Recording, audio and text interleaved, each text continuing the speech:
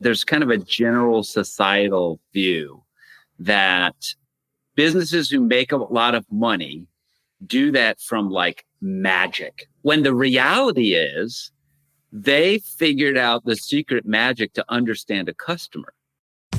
Welcome to the Growability Podcast, your home for leadership, management, and marketing education, where we teach business and nonprofit leaders the necessary habits to make your organization thrive. Today's episode shares the second step in the 12-step Growability model, how to attract customers for your business or nonprofit. Here are your hosts, Joshua McLeod and Bernie Anderson. Last week, we talked about your vision, your mission, your values, why it is that you're doing what you're doing. Because our model is based on a tree, I have this whole jar of acorns here.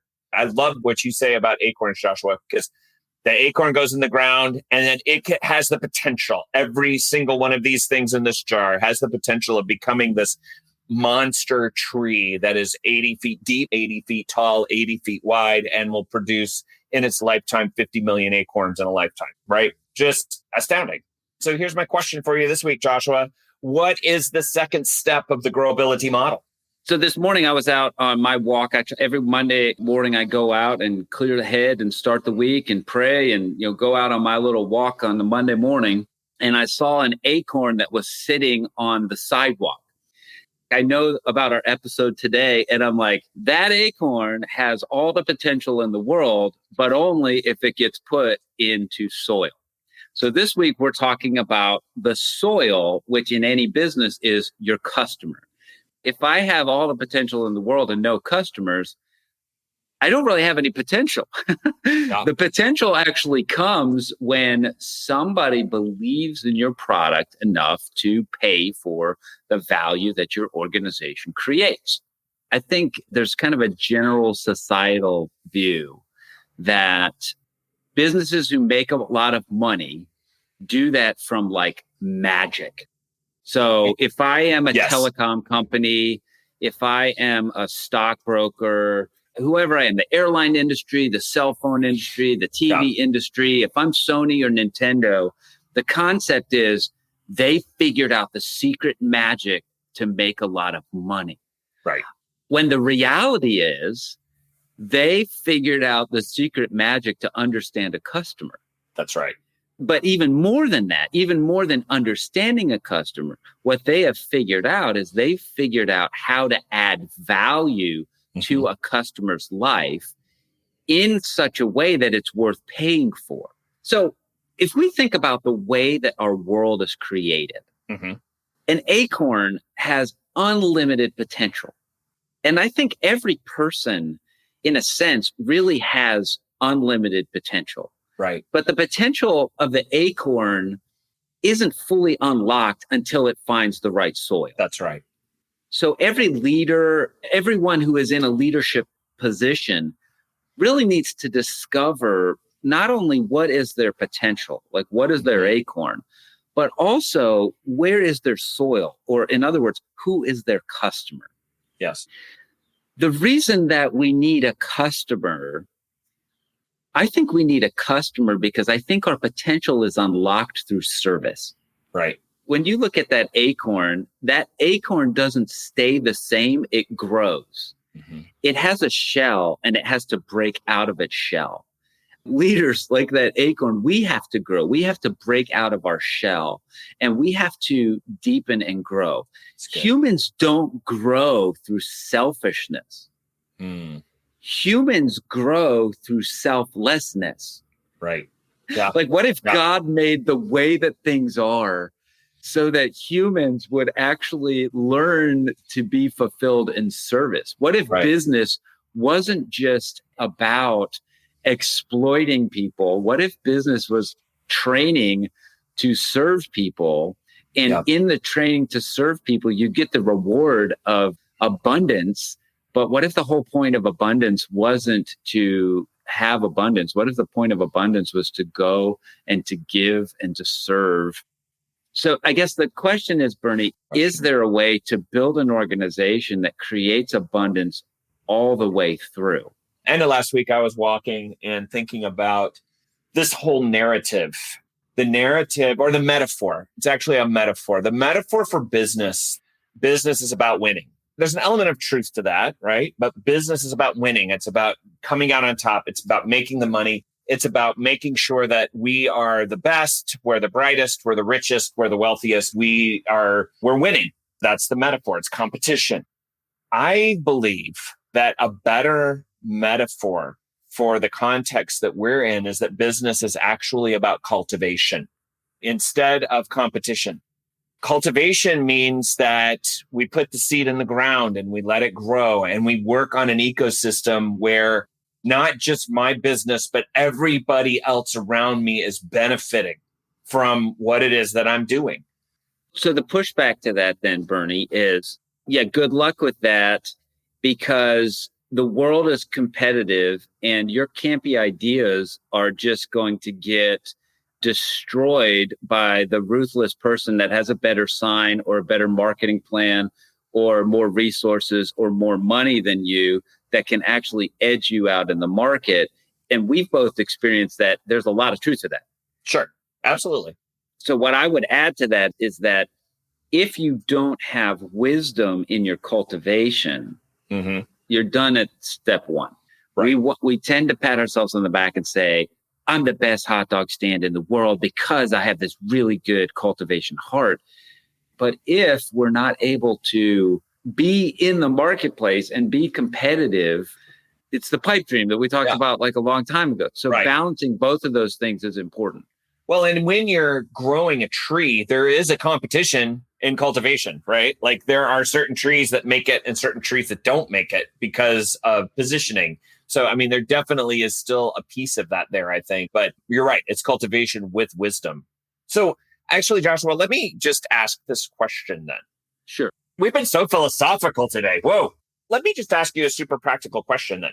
How does a business find customers? Well, Bernie, we talk about a lot the statistic that 8 out of 10 small businesses fail. The 2 businesses out of 10 that succeed are those who figure out how to build value into their organization. So let me provide kind of like a step-by-step guide that's very big picture overview of the process that we take at Growability to define who your customer is, to define what the value is that you're going to make. So the first thing that we do at Growability is we look at Maslow's hierarchy. Is some of the value that is created by your organization in health and safety. This is like the bottom rung of Maslow's hierarchy. The second question is some of the value created by your organization by belonging and confidence? So are you creating some kind of like value of the tribe here, where it's like people like us do this? And then the third question is there any value in your organization that is like in achievement or altruism? Reaching a high potential, being the gold medal winner, or in, like serving others and impacting communities and things like that. So first we kind of look at very big picture. Next, we start getting specific on that value. Okay, so let's say you're an organization like Nike, where we have health and safety. We also have belonging and confidence. We also have achievement and altruism. Okay, are they providing value with cost or speed or reliability, kind of like the big 3? We're cheaper, we're faster, or we're more reliable. And then secondarily, maybe it's more of your niche market. Well, we do this easier, or we are hard to copy, or we are more flexible. We have more options than somebody else. And then third is kind of like, okay, we're going to do this more beautifully. So it's going to give you more status, or it's got more emotional appeal, or it's got more aesthetic. So there's a lot in that, but here's the big picture. This is like the core value. Then the secondary set is, okay, let's define that. And what I'm really trying to do is I'm trying to say, with the resources that you have, how can you serve and add value more effectively than anybody else who is doing this? Okay. Because if you can't add value more effectively than anybody else who is already doing this, you probably shouldn't start that business. You should go join with somebody who's doing it more effective than you. Why start something that's not going to be adding more value to the world? If somebody else is adding more value, go work with him. Don't start a business. Don't run an organization. Once I know what our core product is, what our values are, what specifically our values are, now I've got to ask the question, okay, who is in the market that will actually pay for that value? Mm-hmm. And so we go through the process of creating customer personas. So customer personas are people who are in a market or in an area or a group of people who pay to have a need met. And we're asking questions like, what's the problem that your value helps them overcome? What is causing that problem? What's their environmental problem? Let's really get inside the mind of the customer. What are the effects of the problem? Like, what are the negative things? But then we talk about, and we've done entire podcasts about this, like the big three. What's your competitive advantage? What's your convenience advantage? What's your consistency advantage? Once I have my core value that I can charge for figured out, once I have my core customer that is really into and pays for that value figured out, now I look at my markets and locations, like where am I going to be doing this? How many cities am I going to do this in? How many people am I going to be able to serve? Who are the competitors in that market? Who are my direct competitors? Like if I sell pizza, what are the other pizza shops in the area? And who are my indirect competitors? So this is like, if I sell pizza, who are the other fast food places in the market? And then we dive in and really become great at doing customer surveys with the people that are buying our product. Yeah. When you look at the overview of what happens in the Growability customer section, we're doing the service of learning. I think anybody listening to this that doesn't really like own a business or run a business, they're kind of like, well, duh, of course. What's crazy is how not well duh this is in the market. Yeah. Because when you go to start and run your business, or when you're operating your business has been running for 20 years, there's so many things that are going on. I've got to have my taxes done. I got to have here's my new website update. I've got this customer complaint. I've got to go to this meeting. I met this person. You're running around, and oftentimes you lose sight of, wait a second. We only have a business when we're providing value to a customer. If we stop providing value to a customer, our business is very short-lived. We're going to crash and burn. As long as we're continuing to add value to a customer, our business is really going to grow. Staying in that symbiotic relationship of serving, meeting a customer need, getting feedback, looping back around is so critical. The symbiotic relationship between seed and soil. Yeah. That's gold. It's important. That's important. So, all right. Well, we are out of time today. We would like all of you to remember that you are doing better than you think, and you have more potential than you know. And we are so grateful that you were growing with us at Growability. Thank you for listening to the Growability podcast. The mission of Growability is to equip leaders to flourish in their life and work by developing vision, rhythm, and community. To discover if there is a more excellent way to run your business, visit growability.com and speak with a certified Growability coach.